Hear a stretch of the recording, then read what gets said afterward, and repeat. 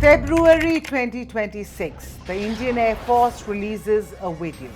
No dramatic music, no cockpit chatter, no dogfight, just a radar screen.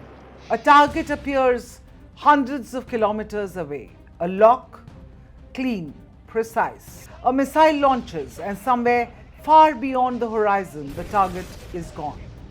No explosion caught on camera, no debris, just confirmation. The Air Force calls it the longest ever kill in military history. Let that sink in. No pilot, no visual contact, just a machine reaching out across the distance and deciding the outcome. The weapon, the S-400 Triumph, or as India calls it, Sudarshan Chakra. And here's the real story. This wasn't just a record. 9 months earlier, this system had already gone to war. And what happened there is why India is now doubling down.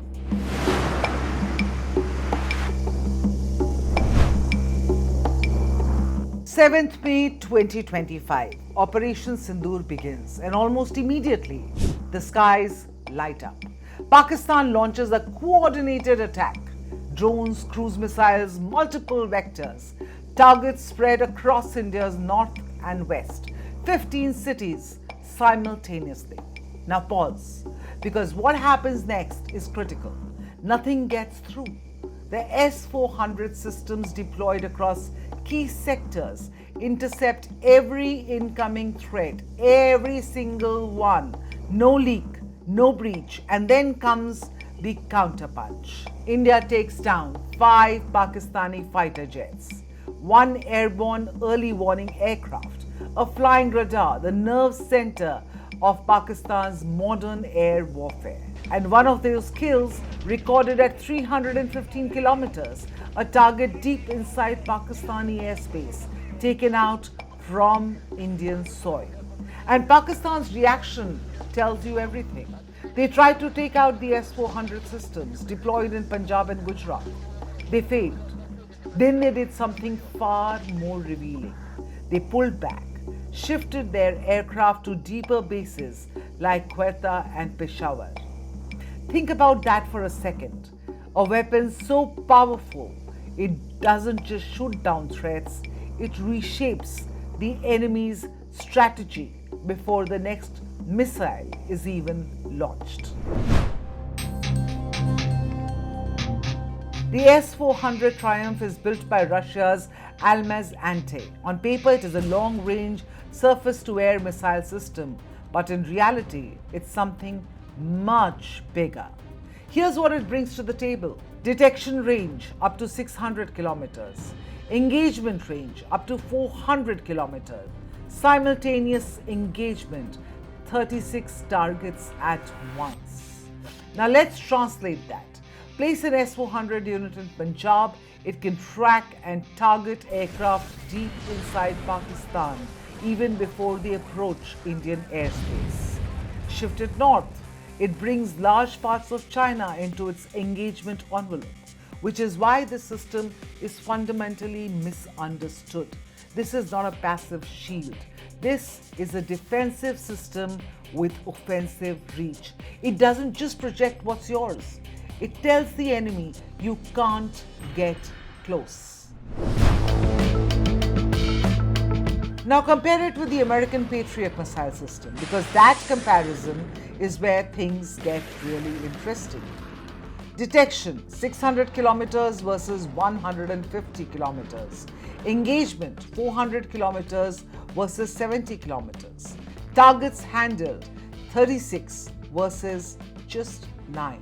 And that's exactly why India's decision to acquire it triggered global reactions, especially from Washington. Back in October 2018, India signed a deal worth $5.43 billion for 5 S-400 regiments with Russia, one of the biggest defense deals in its history. What was the American response? A warning: buy this system and face sanctions under CAATSA. The message was clear: choose between American partnerships or Russian hardware. What was India's response? strategic autonomy. It went ahead with the deal. No rollback, no compromise, and years later, Operation Sindoor happens, and suddenly that controversial decision from years ago looks inevitable, necessary even. And here's where the story accelerates. India isn't stopping at 5 S-400 systems, it's doubling them to 10. Let's break down the deployment. Punjab and Rajasthan, deep coverage into Pakistan. Ladakh, Sikkim, Arunachal to counter China's air power. The Siliguri corridor, which protects the most vulnerable land link in India. And of course, Delhi NCR, dedicated air defense for the national capital. This is no longer about individual batteries. This is about building a theatre-wide air defense grid, a network that can operate across both fronts, west and north, simultaneously, because India's threat matrix is unique. It doesn't face one adversary, it faces two. There is temptation to compare this with Israel's Iron Dome, but that comparison only goes so far because India's own dome is layered and deliberate. Here's how it works. S-400 for the long-range interception, high-value targets. And then there is Akash, which is medium-range defense. Then the Barak systems, tactical interception. Counter-drone systems for swarm neutralization. Electronic warfare, that is for disruption and denial. And then comes the future layer, Project Kusha, India's own long-range missile shield, designed to eventually match or complement the S-400. This is the real strategy. Buy the best, build your own, reduce dependency over time. That's Atmanirbhar Bharat, friends, not as a slogan, but as a system. Now zoom out, because the real lesson doesn't just come from India. It comes from recent global conflicts. Look at the Iran theatre. Even advanced systems like the Patriot missile system came under strain. Why? Because modern warfare has changed. It is no longer one missile at a time. It's waves of missiles, cheap drones, cruise missiles, ballistic missiles, all launched together, designed to overwhelm even the most advanced systems, and sometimes they do. Which leads to one uncomfortable truth. There is no such thing as a perfect shield anymore. Every system can be penetrated if the pressure is high enough, which is why India's layered approach matters. No system operates alone. Each layer reinforces the other. For India, the S-400 is not just a military asset, it's a message to Pakistan, which was forced to move its air assets because of it, to China, which now operates under its radar envelope, to the United States, which warned India about the S-400s and then watched it work.